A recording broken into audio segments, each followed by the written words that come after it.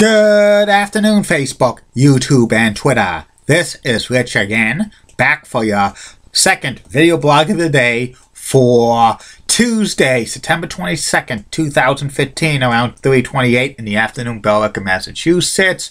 Cloudy out right now. It's been a mix of sun and clouds, but no rain showers or heavy rain and stuff. It's kind of one of these last days of summer. And tomorrow starts fall. Some news to report. Beginning at sundown tonight, it's Happy Yom Kippur. So, all of my Jewish friends on Facebook, YouTube, and Twitter, Happy Yom Kippur. And the Anaheim Mighty Ducks have re-signed goaltender John Gibson to a contract extension with three-year contract extension. That's about it on the news. My next video blog subject is about my review of Fall Brawl 1996 WCW pay-per-view, the War Games, which was held at Winston-Salem, North Carolina. The main event was War Games. It was Team NWO, which was Hulk Hogan, Hollywood Hulk Hogan, Scott Hall, Kevin Nash, and NWO Sting, facing off against Team WCW, which was the total package, Lex Luger, Nature Boy Ric Flair, Arn Anderson, and the real Sting, plus other exciting matches on this card. No dark matches, and this pay-per-view was called by Tony Schiavone, Bobby the Brain Heenan, and Dusty Rhodes, with Mike Tenay, guest commentator for a few of these matches. The first match was Diamond Dallas Page, DDP, facing off against Chavo Guerrero Jr. This was about a 13-minute match and stuff. Highly competitive by Chavo Guerrero Jr., but in the end, DDP hit Chavo with the Diamond Cutter. 1, 2, 3. Feel the bang! DDP was continuing his push to superstardom in WCW. The next match was a submission match. It was Ice Train with the Godfather, Teddy Long, facing off against Scott Norton. They were tag team partners at one time, Ice Train and Scott Norton. They were called Fire and Ice. They tagged up in WCW earlier in 1996, but they broke up. And this was a decent match. Like, at the end, Teddy Long jumped on the ring apron and Scott Norton was beating him up. But the Ice Train put Scott Norton in a full Nelson, and Scott Norton tapped out. The next match was for the Mexican Heavyweight Championship. It was Conan with the Mouth of the South, Jimmy Hart. Conan turned heel and joined the Dozen of Doom, facing off against Juventud Guerrera. This was a very, very great match. The Luchadors were very exciting for WCW. Around this time period, they brought a lot of great talent, the Luchadors and stuff, and they would have exciting matches and stuff. And Conan won this one with the Pump Handle Slam for the 1, 2, 3. The next match was the Crippler, Chris Benoit, facing off against Lionheart, Chris Jericho. And this was a classic match by Jericho and Benoit. They always have classic matches and stuff, highly competitive. The Crippler wins this one in about 14 minutes with a suplex and stuff, but this was a great match. The next match was for the WCW Cruiserweight Championship. It was Rey Mysterio Jr. facing off against Super Colo. Another exciting match, high-flying moves and stuff like that. The Luchadors were great in WCW and stuff. And Rey Mysterio wins this match about like 10 minutes with the 619, but it wasn't called the 619 back then. The next match was for the WCW World Tag Team Championship.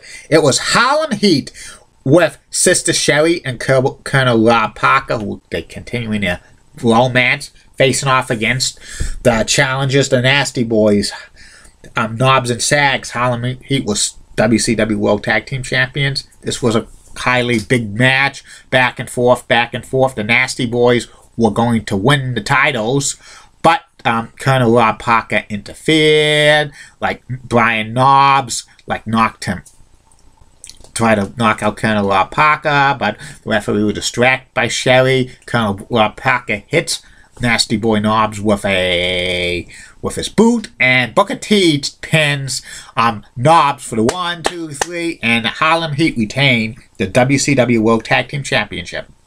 The next match was a grudge match. It was the Giant facing off against Macho Man Randy Savage. Ooh, yeah! This match was booked a few weeks prior because Macho Man Randy Savage says the Giant disappointed everybody in WCW because of the NWO and Hogan taking the WCW World title from the Giant stuff. And the Giant joined the NWO in September 2nd, Nitro, and this was a grudge match, and it was an awesome match.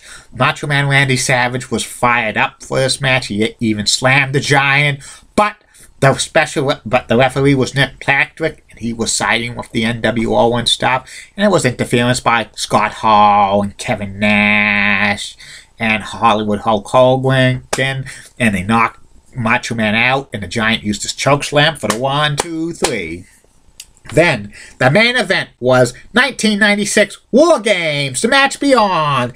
It was Team NWO, WCW World Champion, Hollywood Hulk Hogan, and Scott Hall, Kevin Nash, the Outsiders, and Sting, the NWO Sting.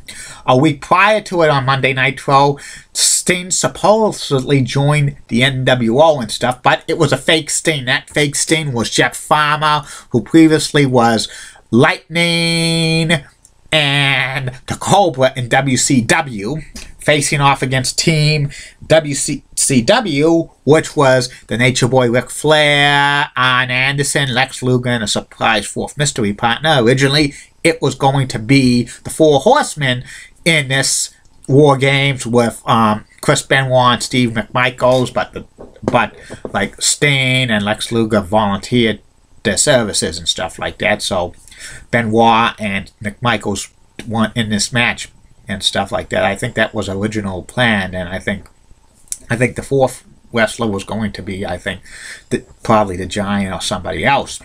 And this War Games was, pretty good. They had like all 7 wrestlers in the War Games: Hogan, Hall, Nash, NWO, Sting, Luger, Anderson, Ric Flair. But coming out for the last member was none other than Sting. It was the real Sting. He was cleaning house and stuff like that.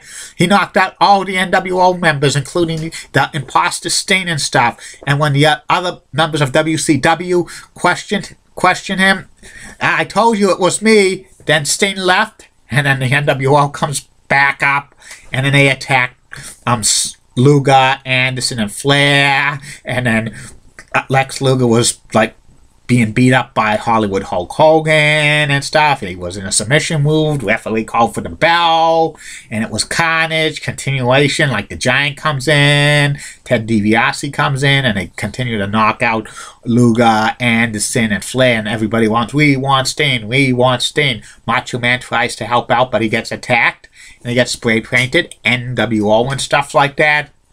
And also they attacked Miss Elizabeth and stuff.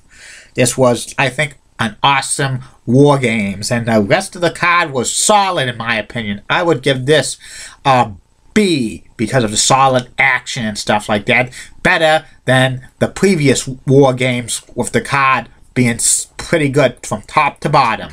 That's about it on that. I'll be back with the third and final video blog of the night, which will be about Red Sox second baseman Dustin Pedroia. Like I always say, keep calm, and I'm a Julie Brennan guy. Molly Rosenblatt, a Fox 35 rocks and has nice legs. Elizabeth Hart, so stunning and has a nice smile. And in the words of Dickie Ackroyd, unit director of the Boys and Girls Club of Greater America, the more the merrier. Bye.